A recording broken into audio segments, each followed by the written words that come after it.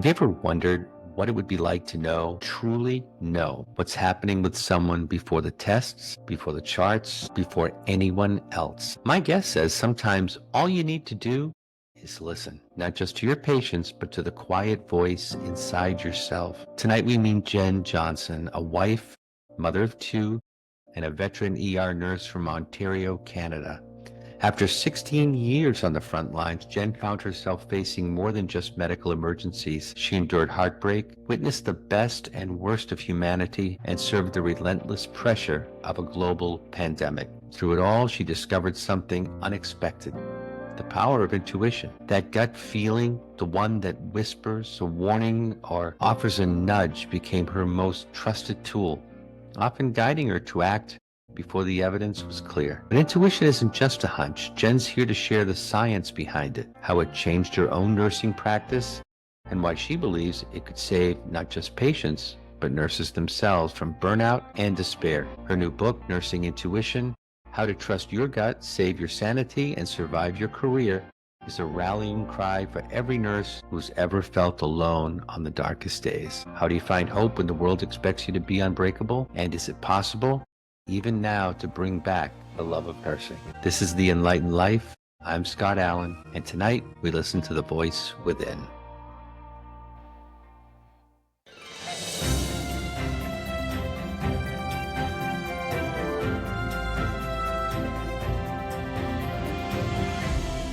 Jen, it is such a joy to have you here with us today. Welcome to the show. Gosh, thank you so much for that intro. I'm like riveted. I want to listen. What's next? I want to listen. What's happening now? So, I'm hoping you can take us right back to when you first realized your intuition was guiding you in the ER. What was that like? How did you respond to it? Yeah, I remember looking back and, I'd gone from my first job, which is a really small hospital where it was just me in the ER as the nurse and then a physician, to we had moved and then we moved into this very large epicenter. And, you're seeing 80 to 100 patients in 12 hours. And Wow. I remember sitting at triage and, you're making life or death decisions within 5 Yeah. minutes for every single person that you're seeing. And so I remember sitting there thinking, I think I'm going to play a game. I think I'm going to just try and guess what people are coming in with, just to see if I can keep myself a little bit entertained, keep myself engaged, and goof off. This is 100%. before they actually showed up. This is before well, so this would be they were standing in the waiting room waiting to be Hmm. triaged, but Hmm. they hadn't talked to me yet. I understand. So Sure. I would see them and I go, "Oh, someone's clutching their chest. Oh, that's pretty obvious. It's chest pain," or they're holding their abdomen. You're like, Hmm. "Okay, abdominal pain." So I would try to guess just generically, what are they coming in with? Just maybe just a system. Is it cardiac? Is it lung? Is it GI? What is it? And it was enough to keep me interested and going, and to the point where then I was excited to triage the next, because I was pretty right with that one. So let's triage the next one and see what's happening there. And the more I did it, the more it turned out to be like, oh, okay, I was pretty bang on with most of these. All right, so let's up the ante a little bit. Let's get a little bit more specific. Is it cardiac chest pain, or is it lung chest pain, or is it, pregnancy related, or is it maybe a little bit more something rare? And again, I just thought I was good at my job, and that's what was, Yeah. the thing behind it. And so when you'd come across people then who you're looking at them and you're like, things are not adding up. Like, I'm not feeling great about this. It's Yeah. like, okay, I'm going to put in a little bit more blood work than we typically would order. I'm going to make sure to follow you through your ER journey. I'm going to triage you as somebody who may be a little bit sicker than I'm anticipating, just because I feel like there's something missing. Yeah. And the more I would get really good at that feeling, then those were the people who turned out to be really sick. Like something was Mm. brewing, then a burst appendix or pancreatitis that very quickly turned septic, and or somebody had a seizure that they weren't even there for a seizure, like seizure complaints. They had no seizure history. And so I thought, okay, I'm just really good at my job. Like, look at me go. I've Yeah. done some reading. I've gotten some extra certifications, and here we are. So let me just do this. And it wasn't until pandemic hit, I ended up writing down some stories for my kids to kind of, heaven forbid I passed during the pandemic. How Mm, do you explain to kids that mom chose to continue to go to work? I thought, let me just write down my stories. And it was only after looking back at those stories going like, my gut rang off in every single one of those mhm, scenarios. And here were the consequences. And so I thought, I looked back, I'm like, I've been doing this for years and just mm, thinking it was a game. It was just kind right. of the most fun revelation that I thought, okay, Yeah. let's see what happens. Yeah. So you've mentioned listening to your body, right? So what are some of the physical signals or sensations that tell you something might be off, even before the tests are there to confirm it? Yeah. Usually the most obvious one is just a heaviness in your gut, like a really true, all of a sudden, just this really uncomfortable, heavy gut feeling that it just makes you kind of stop and go like, am I nauseous? Am I Mhm, not feeling well? Like, if you weren't understanding that this was your body just trying to talk to you, you'd mhm. think, "Oh, maybe I'm coming down with something. Maybe all of a sudden, oh, I'm not feeling too well." Yeah. And so that's how it starts. And I found the more you go into it, you don't have to wait for kind of such a big signal then becomes, your so I'd be at triage and questions would just kind of pop into my head and I would find I would ask them without even thinking, where it wasn't a conscious effort to, you know, this is the next question I want to ask, this is the next question I want to Yeah. ask. All of a sudden I'd go on a tangent with something where these wouldn't be typical questions that I'd ask at triage, when you've got 5 minutes. Here I am going down into like family histories and like Wow. what about, social aspects and stress and this kind of stuff going down on a side path. I've had it where, an ear rings and it's enough to kind of make you stop and go, okay, like what's happening around me that Mhm. something's up. And I've had it where I've been walking down the hallway. There's patients lined up in our hallways, unfortunately. And I physically stop in front of a Wow. patient where I wasn't meaning to stop. And so I go, "Okay, why have I stopped?" And here's the patient. I'm going, I don't like the look of this. Like, what's happening here?" And when you actually stop and look a little closer, oh, their breathing's a little bit off. Their color's not so great. Like, I don't know what's happening, but let me get more information. And Sure. it turns into something where somebody has a second set of eyes on them and we all go, "Oh, no, this isn't right. This isn't where this person's supposed to be. They're supposed to be on a cardiac monitor and with some oxygen and they don't have that in the hallway. So let's move them." My gosh. Yeah. Do you get that when you're not at work? Do you get it? People ask me all the time, do you see dead people in the grocery store? Do you get that when you're out shopping or when you're just around other people? I do, yeah, it's less prominent. I feel Okay. like it's because I kind of go into work mode when you cross through the doors, it's almost like, "Okay, I'm I allowing get that. these things to happen. Here's my boundary. I'm opening up a little bit. I choose to let this in a bit." But there will be Mhm. people or things happening around me where, then my regular intuition kicks in. Any woman over the age of 12 knows this feeling intimately, as Yeah. in you walked into a room, it's a Mhm. party, a lot's going on, but yet there's some guy in the corner and he's kind of looking at you and without saying one word to this guy, you're like, absolutely not. 100% Right. creep factor. I'm out. Yep. Yep. And, Yep. you know, that's that's more related to just my safety and that's why we trust that aspect of it. Of course. But it's absolutely everybody has that. It's just unfortunately women are much more attuned to it as we've been, you're always looking out for your personal safety, whether we realize it or Well, not. and not just your personal safety. So let's just say, I mean, you've got children, right? Yes. How do you Yep. differentiate between mom intuition and nurse intuition? Because sometimes what you know or the feelings that you have for people you love and care about are very similar. The information is similar. So it's sometimes hard to decipher where it's coming from. Yeah. And again, it's just another level of, that's the Yeah. mom brain side. Not to say that my judgment with my kids is 100% medically, because there have Hmm. been times where something's happened and I go, "Oh my gosh, we gotta go to the hospital." And I go, "Okay, wait a second. Let me imagine myself at triage. Somebody Hmm. else brings my child in. What Hmm. would I do?" Right. If I was allowed to laugh them out of the ER, I would laugh them out of the ER. Okay, Hmm. okay, I'm fine. We're good. This is nothing. Like I actually have to take Yeah. myself as a mom situation because Right. too Right. much, and you just go down a whole side path of really random things. So it And perspective. You understand what people are very dealing with when they come in. oh, Absolutely. huge. Yeah. How do you balance trusting your intuition with the need for evidence-based practice in this? I mean, the emergency room is kind of a high stakes environment. So how do you Yeah. balance the two? Yeah, I'm always taking it with a grain of salt. I'm always going to act on it, but that doesn't necessarily mean I'm always right. I could be a little bit hypersensitive to the Hmm. situation, other people's emotions are maybe clouding my judgment just a little bit, or their sense of urgency has somehow leaked into my sense of urgency.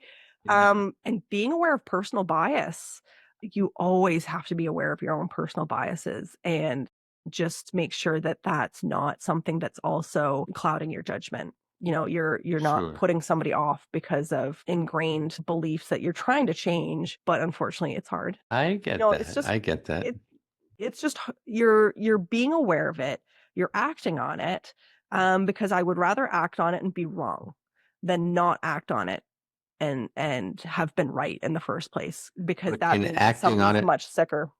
I get that. But I was gonna say, Yeah. but would ever acting on it when you're wrong have adverse reaction? No. So funny enough, the science says that so if a nurse thinks that a patient is sick and maybe they're new, Hmm. they're learning what sick, not sick, really sick looks like, and they get the physician to take another touch point on that patient, even if they're wrong, the patient's not Hmm. actually that sick, maybe there's a minor tweak in care, but just that physician having another touch point on that patient still improves patient outcomes, regardless of whether they did anything or not. I understand. Sure. Yeah. So So speaking, it's like go ahead. I'm sorry. sorry. It's really, no harm, no foul. You're Okay. still improving even if you're wrong and still have the physician look at the patient, you're still improving patient outcomes. So I it's like, understand. why not? Yeah. Yeah. It's not like I'm going to use an extreme case here, but it's not like you're taking the paddles to them when they have a common cold and everything No. else is fine. I No. mean, no, you know what I mean? It's not like that kind of thing. Fun fact, we don't use paddles. Well, You don't. they're there in case of, worst case emergency, but we actually Right. have Right. huge stickers, size of like your palms. One goes on the Okay. front, one goes on the Yeah. back, and Yeah. it hooks up to the machine and you shock them through there. So we don't Ah, typically use the paddles anymore. I I don't know watched if an I paddles. I'm like, I wonder if I could use the paddles. Like, Oh my God. So, okay. So I'm going to play devil's advocate for a minute. And trust me, I'm please into do. this stuff because I do what I do, right? People look at me with, Yeah. like I have three heads. But you talk about the science behind the intuition. Has anyone actually done research or created findings that support the idea that intuition is a legitimate tool for nurses?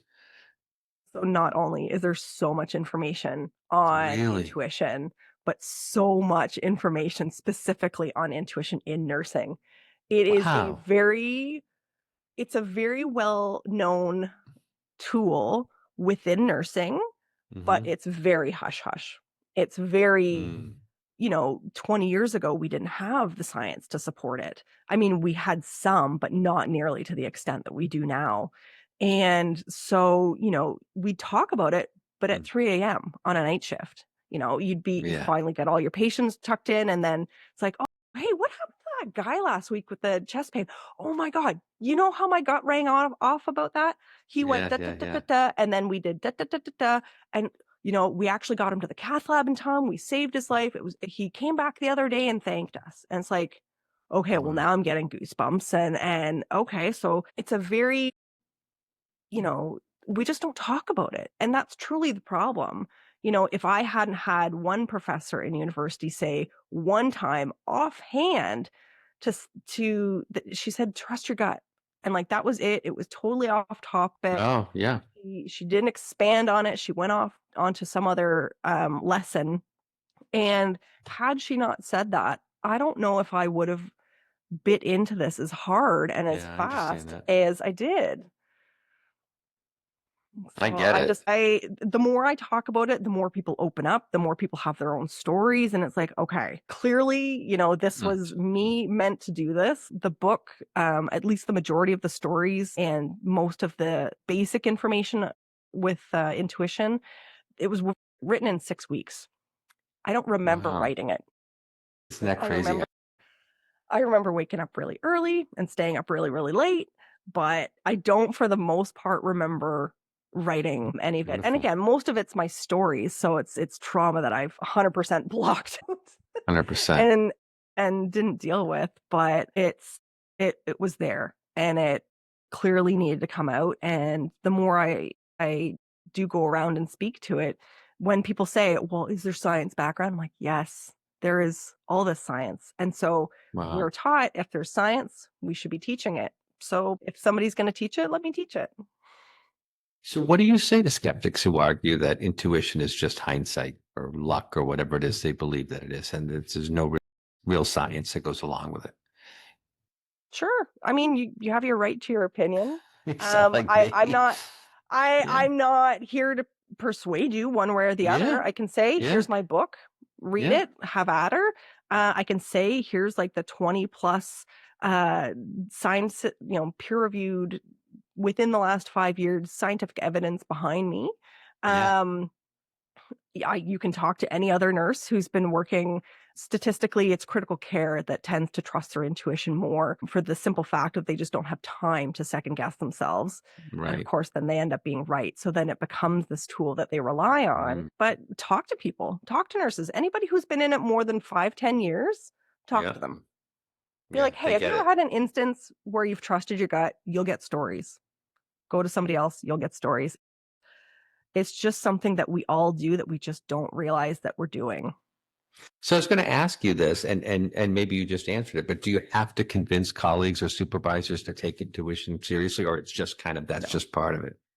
No, the toughest part usually is physicians. Oh, If there's a okay. physician that I don't Mm, know or is new mm. to the department, they don't know me, they don't know my background. It's you tend to say things a little bit differently. So it's, oh, I'm just advocating for this patient, or Mhm. I'm just not sure what's going on. Could you help me out?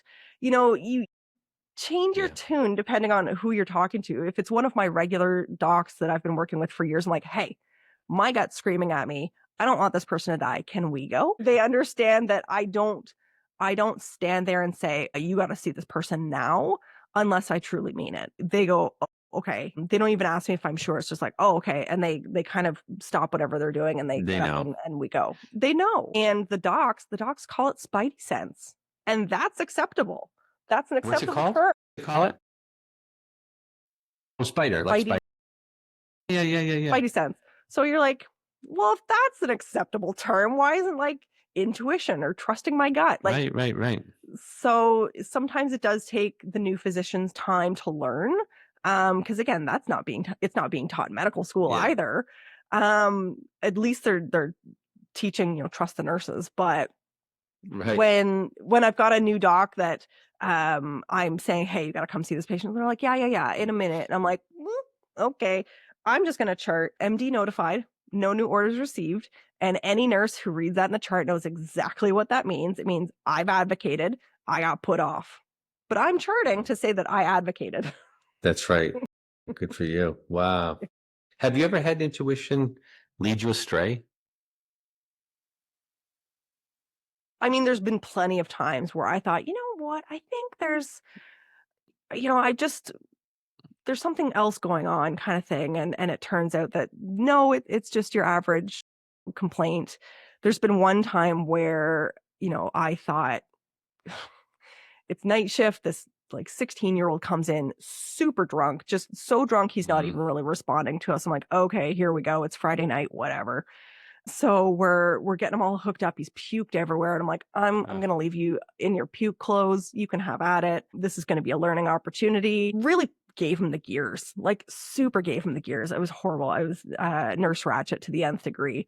And the brother comes in and he starts giving it worse to the kid than I did. I'm like, oh, thank God. Family's on board. Yes, fantastic. So the kid finally wakes up. He's finally coherent. And he goes, "Oh, well, what time am I getting out of here?" I'm like, "Dude, it's like 4 in the morning. Stay put. You're not even walking steady just yet. Just hang on." He goes, "No, no, no. Like, I gotta go to work and all these other things." I'm like, "What are you talking about?" He's like, "Well, this isn't a big deal. I've been drunker than this before." I'm like, and that hit me. I was like, "Whoa, what do you mean drunker than this before?" He goes, I'm like, "I haven't seen somebody this drunk in a long time." He goes, "Oh, I've been drunker than this before all the time." I'm like, "When was the last time?" He's like, "I don't know, 3 days ago." I'm like, "3 days ago? Like, how often?" He goes, "I don't know, a couple of times a week." I'm like, "Couple times a week?" I'm like, "How long?" He goes, "Well, 3 months, 6 months." I'm like, "What happened 3 months ago?" He goes, "Oh, I watched my dad die in our kitchen." Oh. Oh. And so I finally it all clicks and I go, "Holy crap. You've got PTSD. You can't Hmm. sleep unless you're blackout drunk because the you're getting nightmares and you're waking up and you can't sleep and you're scared to sleep unless you're blackout drunk."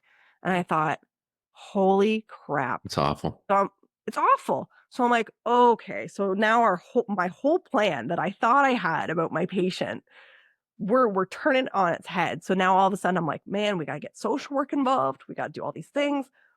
Excuse me. And so I go to my doc and I'm like, "Hey, that drunk kid." He goes, "Oh yeah, yeah." And he would say the same thing I would, some offhand comment. And I said, "Ooh, about that. We gotta." I'm like, "Here's what happened. This is what I just figured out. The brother didn't know. The older brother had kind of stepped into dad's footprints. It was a larger family. Mom was struggling. The whole family was struggling. And it was a culture where nobody was talking to each other. Everybody was internalizing." So I'm like, "Oh, here, that's okay." So I told my doc, I'm like, "Hey, can we get XYZ, blah, blah, blah, all these people involved?" And especially because he's 16, he's still a kid, a pediatric. Mm. So we've got all this extra support. So let's get them hooked up with everybody. He goes, "Yeah, yeah, yeah, we'll do all the referrals." I said, "Perfect." Go back in. The kid still wants to leave and all this. And I'm like, "Well, okay, now you're kind of walking a bit better and you're a little bit more coherent. And now that I know exactly what's going on," I said, "Okay." And to the brother, I said, "Did you know that this was going on?" He goes, "I had no idea." I said, "Okay." So I said, "I've never done this before." I said, "Here's my number. Call me, text me if you need anything, please. I'm here. Please, I'll just make sure that I can support you and whatever you need." So they never ended up calling. They never ended up texting. It was just one of those things where I'm like, right place, right time. But I came at it from the absolute wrong angle to start. So it was Mm. a good life lesson that again, you never know what somebody's going through. Yeah. But, talking about situations like this, burnout, I'm sure is a huge issue for nurses. I know it Yeah, was for me in the funeral business. How do you think, or do you think that developing intuition can help nurses preserve their mental health? 100%. If How you so? could if you could put a stop to the situation that potentially will live rent free in your head for an entire career. If you don't have to carry that patient because you acted, because you intervened, because you didn't let the doc say no and you avoided a, a traumatic, awful scenario. If that's one less patient you have to carry, I'm in because I'm carrying at least four, at least four, if not Yeah. more, on a daily basis. Was there anything I could do for most of those? No, but if I don't have to add to it, that would Mm. be fantastic.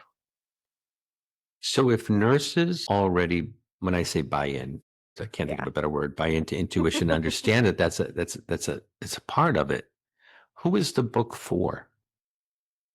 The book is for newer nurses, especially those Newer coming nurses. in. Mhm. The learning curve from degree to department is just 100% straight up. They focus more on kind of bringing you into the language of medicine Mhm. and what your role is without then giving you a lot of the support systems that you actually need to last. Grief. We never talk about grief. I grieve my Yeah. patients. How can you not? We don't talk about therapy or how important it is. We don't talk about just all the soft skills that can help you really not be swallowed whole by your career.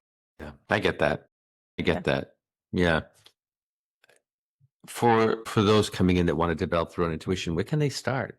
I mean, obviously your book, right? But beyond Yeah. that, where can they start? A great plug. I love it.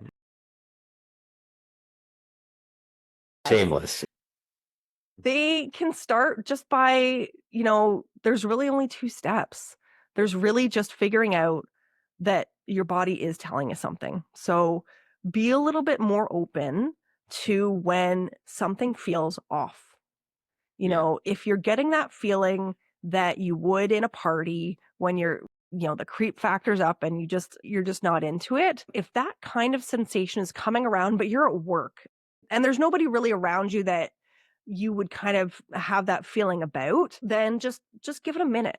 Just give it Mhm. 5 seconds. Instead of immediately dismissing it, just give it 5 seconds. Just to say, okay, I understand that this is happening. What is it trying to tell me? And take a look around, like physically look around. What is it about my environment that is causing my body to ping me and to say, you better, like, heads up, you're missing something, pay attention. And to kind of always work, I mean, especially in the ER, like I operate on the fact that I'm always missing at least 5 to 10% of the story, if not more, for a variety of reasons. Sure. But you know, people lie, and it may be an omission, it may be overt, it may just be that they don't know what medications they're taking or what time they took them or what's Yeah. happening. So you're always missing something. So to Hmm. operate on that basis is a great place to start. And then when you get that twinge and you say, okay, here's the 5 seconds. What am I doing with this? Just look around and see if there's anything or anybody that you don't feel great about. Like, is it a situation? Is it a Hmm. patient scenario? Is it how a patient looks? So, you can Yeah. kind of get, as you know, gray, waxy, green, kind of coloring, purple. Mm. Maybe the skin tone has changed and it's very subtle, but your gut's picking it up before you do, because your mind's constantly processing. So Right. it's processed that and said, "Holy crap, something's changing," and is letting you know. Yeah. So once you figured out what's going on, it's just a matter of, are you going to do anything about it or not? Right. And just being very intentional about being open to fail and saying that, I have to be okay with failing because this is another tool, Mm. it's another skill that Right. takes time to learn and takes time to hone. If you don't want to go straight to the doc, cool, not a problem. Go to your charge nurse or somebody Yeah. else who's got 10, 15 years in, go to them and somebody you trust and say, "Hey, I just don't know what's happening with Mr. X over here. Could you come and take a look?" We do that Sure. all the time. I do that all the time, where it's just like, I just don't know if I'm missing something or if I'm being overly sensitive. Let me know. And so somebody else comes in, sees a patient who they probably haven't seen already, and then they've got a Yeah. clean slate. They go, "Ooh, no, don't like this scenario. Let's get the doc. Let's do this, that, and the other." And you're like, "Okay, I was on the right track. Let's go with that." Yeah. One last question. Yeah. When it comes to trusting yourself, looking back on your Mhm. career, is there anything you wish you would have done differently? Mm. I know that there was one of the first patients who died that was actually under my care. Um, it we're pretty sure it was a pancreatitis that perforated and Mm. they went septic very, very quickly. They died within 5 hours and they'd already been admitted onto the floor. They were there. And I had pushed for the doc to come because I thought something was up. The vital signs were changing. The patient suddenly ground out in pain, but I was so new and the doc kept putting me off and putting me off and putting me off. And it took them hours to come in. By the time they came in, they still kind of dragged their feet on seeing my patient. And by the time they saw them, they're like, "Oh my God, yeah, he's sick. Let's move him into the cardiac room and we'll work him all up." And then within an hour, he's on medications to bring up his blood pressure, which is never a good sign. Within another hour, we're doing chest compressions. Within the next hour, he's dead. Right. Oh. So I took that one to heart. Like I didn't push hard enough. Um, knowing what I know now, I did push hard enough. I called the doc like 4 times as a brand new grad, which is a Yeah. lot. Yeah. And, it wasn't until I quit that job 5 years later that doc kind of said to me like, "Oh, don't let anybody tell you that you don't know what you're doing." And without context, I thought, "I know exactly what you're talking about, and I can't believe that you waited 5 years and for me to leave to tell me this, because I've been in my head for the last 5 years about what I could have done better." It's got to be hard, It's got to It's be so hard. awful. I wished that at the time, I would have had the guts to say to the doc after everything was said and done, before the end of the shift, "This is on you." I wish I would have had the guts to do it. Would it have changed anything? No. Did I have the balls to do it? No. Would it have changed anything? No. I wish that I would have pushed so that I would have potentially gotten that validation earlier, because that would have changed a lot for me in those first 5 years. Like, the first 5 years I were would imagine. awful, like, to start, but yeah, I was pretty pissed. Yeah, I would imagine. What else would you like to share with our listeners? Anything we haven't talked about? This is your time. Oh my gosh. I'm proud of you for getting through the pandemic. You did it. We're working our way through. It's time that we all take a really serious look at how much damage it did mentally. Because again, we've pushed it off and we haven't dealt. So I challenge you to go find a therapist or see the one you're seeing and just dive into it just a little bit, just to take a little bit Yeah. of the edge off. Because I know as nurses, we all put it off. I can't even imagine what the general public did to cope. Um, so so take the time to celebrate the fact that you got through it and that you did what needed to be done. And just, yeah, trust your gut. It's not just nursing, it's not just, in a bar, it's every day. It's in business, it's in Right. deals. If you don't feel great about a business deal that's about to go through, well, why not? There's a multitudinal way of doing things. And sometimes we just have to pick our head up and out of our Yeah. phone to figure out that there's a lot more going on. Beautiful. Thank you, Jen. It's been a pleasure having you Um, on. And I want to thank all of you for joining us on this heartfelt conversation with Jen Johnson. If Jen's story resonated with you, I encourage you to visit her website at www.nursejen.ca, and that's JENN, to learn more about her work and her new book, Nursing Intuition: How to Trust Your Gut, Save Your Sanity, and Survive Your Career.